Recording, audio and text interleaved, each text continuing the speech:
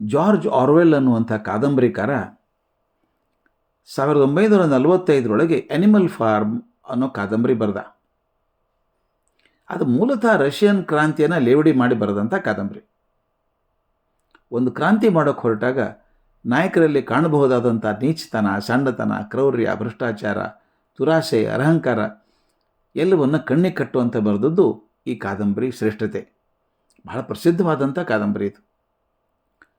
ಇದು ತುಂಬ ಸುಲಭವಾಗಿ ಹೇಳೋದಾದರೆ, ಜೋನ್ಸ್ ಅನ್ನುವಂಥ ಒಬ್ಬ ವ್ಯಕ್ತಿ ಮ್ಯಾನೋರ್ ಫಾರ್ಮ್ ಅನ್ನುವಂಥ ತೋಟ ಮಾಡ್ಕೋತಾನೆ.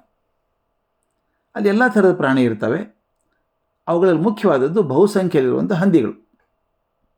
ಒಂದು ದಿವಸ ಮೇಜರ್ ಅನ್ನುವಂಥ ಹಂದಿ ಮನುಷ್ಯರಿಂದ ತಮಗಾಗ್ತಿರುವಂಥ ದೌರ್ಜನ್ಯದ ಬಗ್ಗೆ, ದ್ರೋಹದ ಬಗ್ಗೆ ಒಂದು ಭಾಷಣ ಮಾಡುತ್ತೆ. ಹಂದಿಗಳ ನಾಯಕ ಅದು. ಮುಂದೆ ಕೆಲ ದಿವಸ ನಂತರ ಸತ್ತು ಹೋಗ್ತದೆ. ಮೇಜರ್ ಹಂದಿ ಭಾಷಣನೇ ಬಂಡವಾಳ ಮಾಡ್ಕೊಂಡಂಥ ನೆಪೋಲಿಯನ್ ಮತ್ತು ಸ್ನೋಬಾಲ್ ಅನ್ನುವಂಥ 2 ಹಂದಿಗಳು ತಾವು ನಾಯಕತ್ವ ವಹಿಸ್ಕೋತವೆ. ಉಳಿದ ಹಂದಿಗಳಿಗೆ ಯಜಮಾನ ಇದ್ದಾನಲ್ಲ ಜೋನ್ಸ್, ಅವನ ವಿರುದ್ಧ ಬಂಡೇಳುವಂತೆ ಪ್ರಚೋದನೆ ಕೊಡ್ತವೆ. ತಮ್ಮ ಜೀವನದ ಉದ್ದೇಶ ಏನು ಗೊತ್ತಾ? ಪ್ರಾಣಿತ್ವ. ಈ ಪ್ರಾಣಿಗಳ ಜೀವನದ ಬಗ್ಗೆ ಒಂದು ಸಿದ್ಧಾಂತ ಸ್ಥಾಪಿಸಬೇಕು ಅಂತ ಹೇಳ್ತಾ ಹಂದಿಗಳನ್ನು ಹೊರದುಂಬಿಸ್ತವೆ. ನಮ್ಮ ಎಲೆಕ್ಷನ್ ಮ್ಯಾನಿಫೆಸ್ಟೋ ಮಾಡ್ತಾ ಇರಲ್ಲ, ಅದೇ ಥರ ಅವು 7 ಅಂಶಗಳ ಪ್ರಣಾಳಿಕೆಯನ್ನು ಸಿದ್ಧಪಡಿಸ್ತವೆ. ಫಾರ್ಮ್ ಅನ್ನೋ ಹೆಸರು ಬದಲಾಯಿಸಿ ಪ್ರಾಣಿಗಳ ಫಾರ್ಮ್ ಅಂತ ಬರೀತಾರೆ. ಮ್ಯಾನೋರ್ ಫಾರ್ಮ್ ಅಂತ ಇತ್ತಲ್ಲ, ಅಂತ ತೆಗೆದು ಪ್ರಾಣಿಗಳ ಫಾರ್ಮ್ ಅಂತ ಬರೀತಾರೆ. ಒಂದು ದಿವಸ ಯಜಮಾನ್ ಜೋನ್ಸ್ ಕುಡಿದು ಬಂದಿದ್ದಾನೆ, ಮತ್ತಲ್ಲಿದ್ದಾನೆ.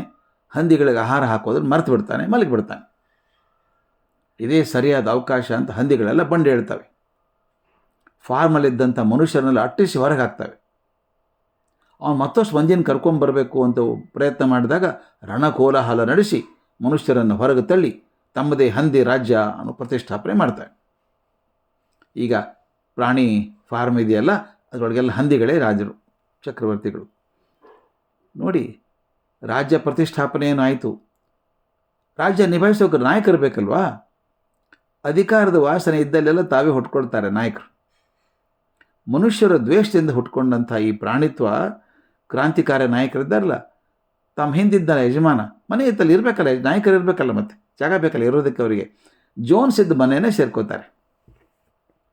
ಮನುಷ್ಯರ ಹಾಗೆ ಇರಲೇಬಾರದು ಅಂತ ತೀರ್ಮಾನ ಮಾಡಿಕೊಂಡಿದ್ದ ಹಂದಿಗಳು ಜೋನ್ಸನ್ ಮನೆ ಒಳಗೆ ಬಂದ ಮೇಲೆ ನೋಡ್ತಾರೆ, ಓಹೋಹೋ ಮದುವಾದ ಹಾಸಿಗೆ ಇದೆ, ಹೊದ್ದಿಕೆ ಇದೆ, ಓಹೋ ಬಳಸಬೇಕು ಅಂತವೆ.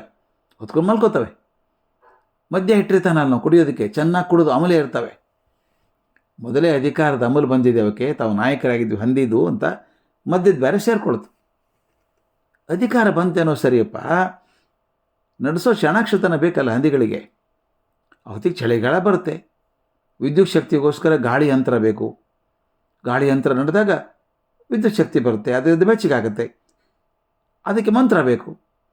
ಆಗ ನಾಯಕ ನೆಪೋಲಿಯನ್ ಫಾರ್ಮ್ನಲ್ಲಿದ್ದಂಥ ಮರಗಳನ್ನು ಮಾರಿ ಹಣ ತರಬೇಕಲ್ಲ. ತಮ್ಮ ಪಕ್ಕದ ಫಾರ್ಮಿನ ಫ್ರೆಡ್ರಿಕ್ ಅಂತ ಇರ್ತಾನೆ, ಅವನ ಜೊತೆ ಮಾತುಕತೆ ನಡೆಸ್ತದೆ ಹಂದಿ. ಇದು ನಾಯಕ ಹಂದಿ, ನೆಪೋಲಿಯನ್ ಹಂದಿ. ಫ್ರೆಡ್ರಿಕ್ ಬುದ್ಧಿವಂತ. ಅವನಿಗೆ ಏನೂ ಗೊತ್ತಾಗಲ್ಲ ಅಂತ ಗೊತ್ತಿದೆ ಅವಕ್ಕೆ. ಇವ್ರದ್ದೆಲ್ಲ ಮರ ತೊಗೊಂಡು ಹೋಗ್ತಾನೆ, ಮೊದಲ ಖೋಟ ಹಣ ಕೊಡ್ತಾನೆ. ಬರ್ಬರ್ತಾ ಹಂದಿಗಳ ಜೀವನ ದುರ್ಭರ ಆಗಿ ಹೋಗ್ತದೆ. ಊಟಕ್ಕೆ ಇಲ್ಲ ಅವಕ್ಕೆ. ಮರ ಕೊಟ್ಟುಬಿಟ್ಟ, ಕೊಟ್ಟಿ ನೋಟು ನಡೆಯಲ್ಲ ಅದು. ಇವು ಕೊಟ್ಟಿ ನೋಟು ಅಂತ ಗೊತ್ತಿಲ್ಲ, ನೋಟು ಬಳಸೇ ಗೊತ್ತಿಲ್ಲಲ್ಲ.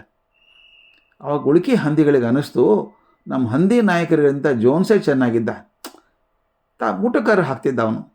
ಆದರೆ ಈ ನಾಯಕರುಗಳು ಮಾತ್ರ ತಮ್ಮ ಲೋಲಪ ಬದುಕಿನಲ್ಲಿ ಕಳೆದು ಹೋಗಿದ್ದಾರೆ. ಅಲ್ಲಿ ಜೋನ್ಸನ್ ಮನೆಯಲ್ಲಿ ಇರ್ತಾರೆ, ಮದ್ಯ ಕುಡಿತಾರೆ, ತಾವು ಸಂಭ್ರಮದಲ್ಲಿರ್ತಾರೆ. ಉಳುಕಿ ಹಂದಿಗಳು ದುಡೀರಿ ಅಂತಾರೆ. ಅವ್ರ ರಕ್ತ ಹೀರಿ ನಾಯಕತ್ವ ಮೆರೀತಾರೆ. ಕೆಲವು ಮಾನವರನ್ನು ತಮ್ಮ ಫಾರ್ಮಿಗೆ ಕರೆದು ಇಸ್ಪೇಟ್ ಆಡ್ತಾರೆ. ನೋಡಿ ಹೆಂಗಿದೆ, ಮನುಷ್ಯರು ಸ್ವಭಾವ ಮಾಡಿಕೊಂಡು ಇಸ್ಪೇಟ್ ಆಡೋಕ್ಕೆ ಶುರು ಮಾಡ್ತಾರೆ.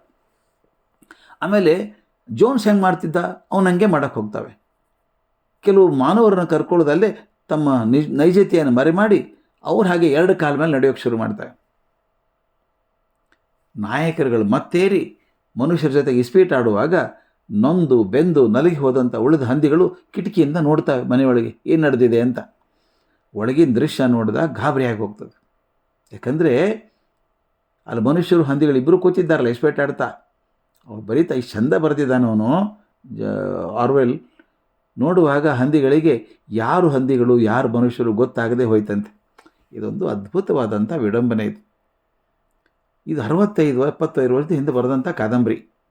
ಇವತ್ತಿಗೂ ಪರಿಸ್ಥಿತಿ ಬದಲಾಗಿಲ್ಲಲ್ಲಪ್ಪ, ಇನ್ನೂ ಅಧೋಗತಿಗಿಳಿದಿದೆ. ಎಷ್ಟೋ ಬಾರಿ ಕಾದಂಬರಿ ನಾಯಕರುಗಳೇ ವಾಸಿ ಅನಿಸುತ್ತೆ. ಅಧಿಕಾರದ ಮದ, ದುಡ್ಡಿನ ದುರಾಸೆ ನಾಯಕರನ್ನು ಯಾವ ಮಟ್ಟದ ಅನ್ಯಾಯಕ್ಕೆ, ದ್ರೋಹಕ್ಕೆ, ಕಪಟಕ್ಕೆ, ಅನೀತಿಗಿಳಿಸಬಲ್ಲದು ಅನ್ನೋದಕ್ಕೆ ಮೊದಲೇ ನಮ್ಮ ಕಣ್ಮುಂದೆ ಕೆತ್ತಿ ನಿಲ್ಲಿಸಿದಂಥ ಜಾರ್ಜ್ ಆರ್ವೆಲ್ ನೆನೀಬೇಕು ನಾವು. ಅವ್ನು ನೆನೆಸೋದು ಅಷ್ಟೇ ಅಲ್ಲ, ಅಂಥ ಪುಸ್ತಕದಿಂದ ನಾವೇನೂ ಕಲೀಲಿಲ್ಲಲ್ಲ ಅಂತ ದುಃಖನೂ ಪಡಬೇಕಾಗುತ್ತೆ.